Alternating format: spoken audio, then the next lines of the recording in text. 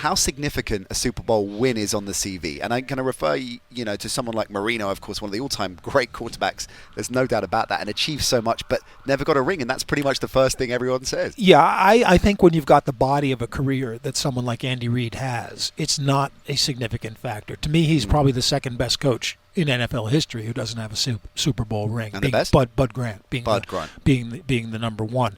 And Bud Grant had no trouble going into the Hall of Fame, Right. as you remember. Super Bowl wins tend to be a thing that, for people who are on the borderline of the Hall of Fame, become a bigger thing. But Andy Reid, to me, is a Hall of Fame coach now. You look at that. I mean, 220 career wins, including the playoffs. That's a 6.18 winning percentage. See how I did the maths so quickly in my head there, Iron Mike.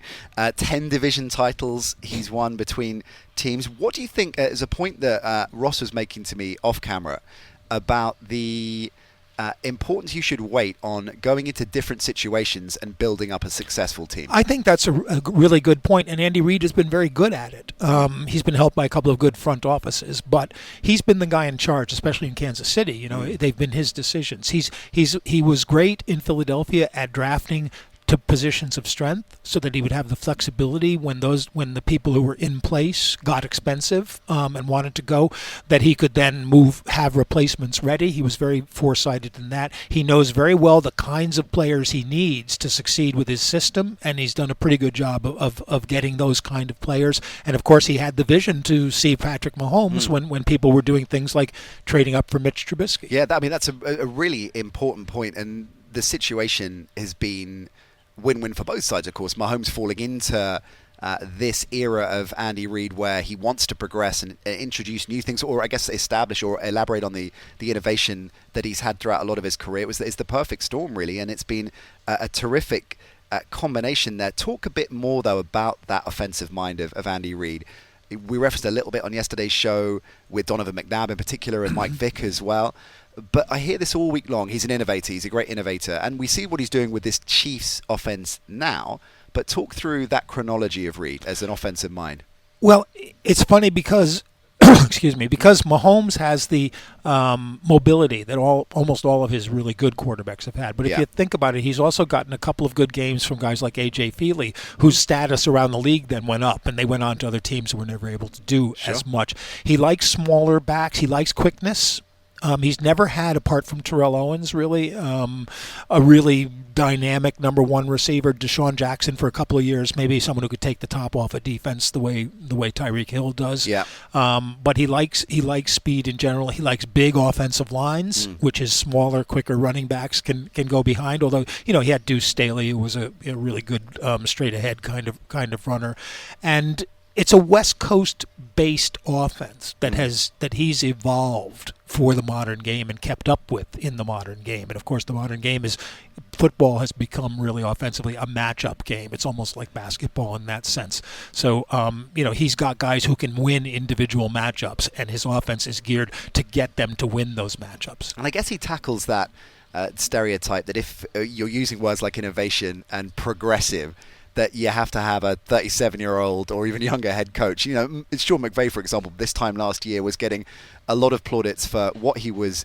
achieving on the field and the way they approached the game. But I think that reputation was to some degree enhanced because he was such a young gun head coach. Yeah, and everybody wants to jump on that new hot trail. It was about, I don't know what it was, 10, 15 years ago, Peter King wrote that famous article about the 55 speed limit, that no coach was ever successful after 55. Right. And that was like the year of Tom Coughlin and then Belichick and Andy Reid. If that you're smart, hasn't aged well. Then. Yeah, if you're smart, that doesn't go away. Right. And you have to recognize how that works. Now, the other problem, of course, is that players change, generations change, and the way you interact with players doesn't necessarily change. But winning is a great persuader of even the most recalcitrant player.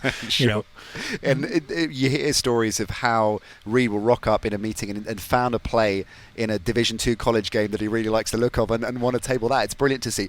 All right, his counterpart, Kyle Shanahan, has a similar reputation. Of course, he's at the start of his head coaching career, relatively speaking, compared to Reid. But there are, similar. He has similar attributes, gets similar plaudits. I mean, the word wizard has been used by at least one of his players. We've talked about Austin Hooper going in his rookie season and how blown away he was, thinking every offensive mind is like that and realizing they're not.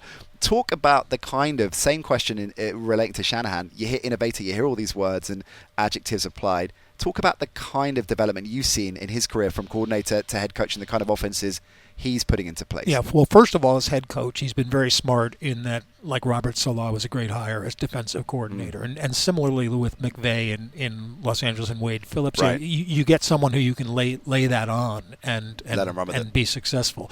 I think what you've seen is a blossoming of what he started in Atlanta in terms of the way that they use motion, they use influence, they use deception. Use motion more than any other team in the NFL. Yeah. And I don't see why more teams don't. I mean, even if you have nothing to do with it, motion tells you an awful lot about what the defense is doing. And his quarterback, whatever you say about Jimmy Garoppolo, has absorbed those lessons, Right. and is able to read what the defense is going to do or have a better idea of it. The one question I have, and we didn't go into Andy Reid and clock management, but I'm sure everybody else has done that all week long, Got it so you covered. know that. Shanahan, of course, his most famous game is the loss to the Patriots, Right. where if they had simply run the ball 3 Yeah. and out twice in that second half, they win that game. Yeah. Just because there won't be enough time for the Patriots to catch up. The same sort of thing happened in Seattle this year, a game that they eventually lost, but they could have won. They were in a position to win that if McLaughlin had made a field goal at the end. But again, if you run the ball a little bit more when you have to, then you got a better chance of winning. But no problem running the ball this year. Doesn't appear to. A lot, inevitably, people talk to Shannon all week long about that, but he's fronting up to it. The Houston Super Bowl defeat, quite unequivocal in saying I wouldn't change anything. We made some, or rather, I'm not running away from it.